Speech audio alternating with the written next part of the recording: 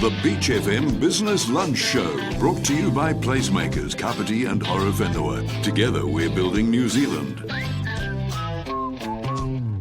Welcome back to the Business Lunch Show on Beach FM 106.3 with Damian. Welcome into the show to explain a bit more about what they do in our backyard.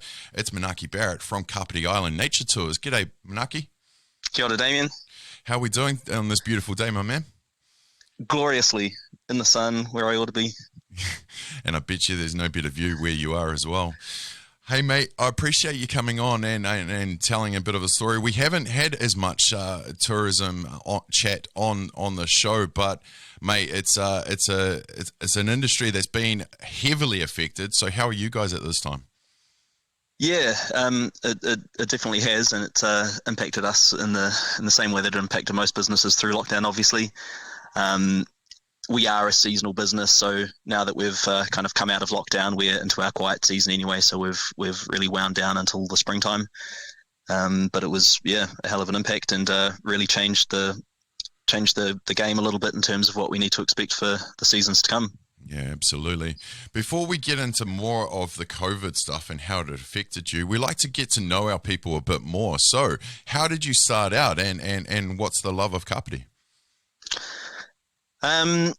Well, how did we start out? I suppose was in 1820. To get to the heart of it, my tupuna Te Rangi Hiroa made his way down here and settled our place down here in 1820. Wow. And we've sort of maintained a presence, I suppose, and that's what we're doing today. And in so doing, continuing the story of life on Kapiti Island. It's been a particularly interesting couple of 100 years, I suppose, out here, and our place in it just lets us tell the story in a pretty authentic way. So over the last couple of generations, I suppose, our activities coalesced around that, telling the story of Kapiti, our time and presence here, and hosting people and helping to facilitate an experience of this place. Amazing.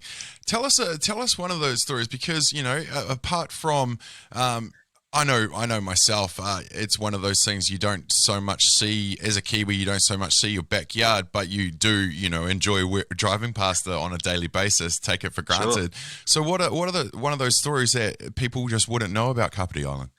Sure. I mean, I think fundamentally take it for granted is kind of the theme of all of this. We're tremendous travellers, New Zealanders, but I am biased, but do think we have the best backyard in the world. Absolutely. Physically, but in terms of the stories of the place, the history of what humans have done here over the last few hundred years, warts and all, is really important and interesting. And Kapiti is just a little microcosm of that, I suppose. The whole range of human activity that we've tried our hand at in Aotearoa over the last few hundred years at least has played out here. Like I say, my tupuna arrived in 1820. There were days of battling iwi on the island and for the island. It's always been a bit of a strategic asset, I suppose, and island of significance. But by the time of his arrival and his daughter's time, there was a period of whaling activity here. So some of those earliest sort of interactions with Maori and Europeans was playing out on the island here. Marriages, some of those first cultural sort of interactions or exchanges were happening here. There was a long period of farming. The island was cleared. The whole place was reduced to farmland. And now it's obviously got well, maybe not obviously, but it's been a nature reserve for 120 years. So it's one of the oldest modern conservation projects in the world. It's one of the kind of prototype examples of what can work out well in all of these sort of respects. Amazing. And there's a million stories within each of those little sort of bits. It's really is a interesting place.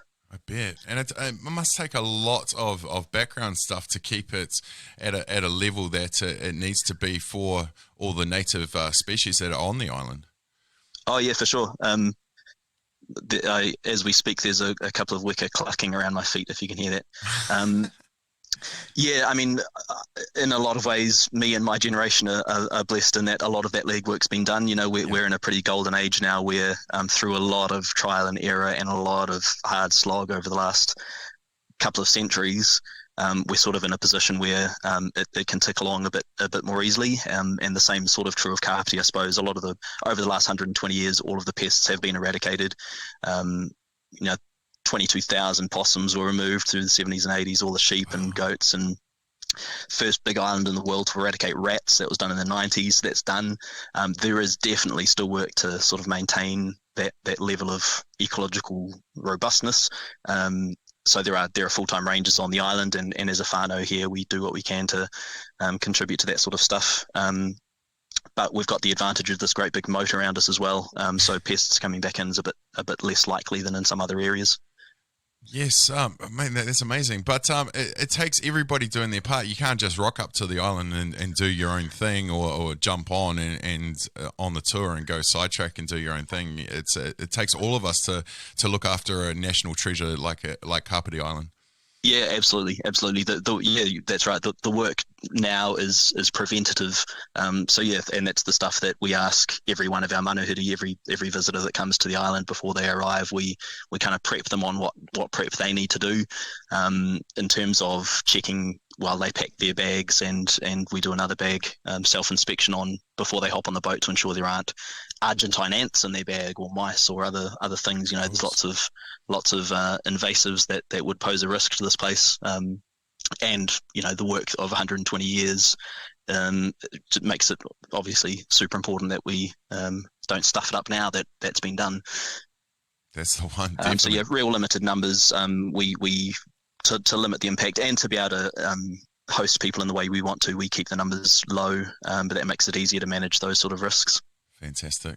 Hey, what is it that you guys offer? A tour, a history lesson? You got school programs as well. Yeah. We really do a bunch of different things. Our core business, though, is bringing people over to the island, either on day trips or overnight stays. So you can visit two parts of Kapiti Island. There's a wicker fight going on. There are two parts of the island that you can visit as with a Department of Conservation permit, which we get sorted out, so people can visit for the day on either of those places. But we've also got our little piece of land up at the north end. So as a whānau, our particular thread in it all has just been that we stayed. I had a great grandmother who proved very difficult to remove from the island, and we're still sort of here. So that means that we've got a little space that people can stay. So we bring people in and host them overnight. Again, small numbers, feed them, and throughout it all, do what we can to make sure they have the best possible experience of Kapiti. And we feel that our knowledge of the place puts us in a good position to shape people's experience of it to the maximum. So there is history lessons in there. There's a lot of ecological learning. We don't try and overdo it. There's only so much people can absorb at one time. And like I say, this place is just bursting at the seams with good stories. But we take it as a responsibility that anyone who visits the island does leave with at least a baseline understanding of the human and ecological story and significance of the place. Manaaki, I'm going to get real for a second. What's it going to take for the tourism industry to rebound out of COVID and continue to, promote the beautifulness that is around us? We're going to have to explore our backyard, but how do we encourage people more to do that? Sure. To be honest, I've lived in a bit of or exist in a bit of a bubble in that what we do and who we aimed at and what I personally appreciate about the tourism industry is really well suited to domestic stuff. We're not massively impacted by closed borders because we are more of a for locals sort of experience. And the thought that New Zealanders will have less ability to travel overseas and therefore will have to look domestically to satisfy that desire to see new places ought to be a good thing. It ought to be a good thing for that New Zealand traveller, because they'll get to see places that they ought to see as New Zealanders and hear stories they ought to hear. And it's good for the operators like us, I think. For us as a whānau to be able to spend our time talking about our own stories and looking more closely at our own backyards makes us increases our own understanding of it, and I think that's only going to set us up well for the future. So I would only encourage locals to reflect on what they know about our history in New Zealand and where we're going, and look for experiences and stories that are local and tell us a bit more about our own backstory, I suppose. Yeah. And there's, like I say, there's so much to see in Aotearoa. This is such a huge and diverse country in terms of landscape, and it's just bursting at the seams with good stories. And maybe there's more opportunities for people to be telling those stories. You know, some tourism businesses will fold and some won't be well suited to this, and some will have to adapt. But maybe there's more opportunity for small whānau-based storytelling and hosted sort of experiences where people can just travel to a new place, learn a story about that place that they wouldn't have heard otherwise. It's all for the good, I think. Yeah, well said. Mate, lastly, going off that, where can people find you and how can they get in touch? Sure. KapitiIsland.com is our website. There's some info about what we do there.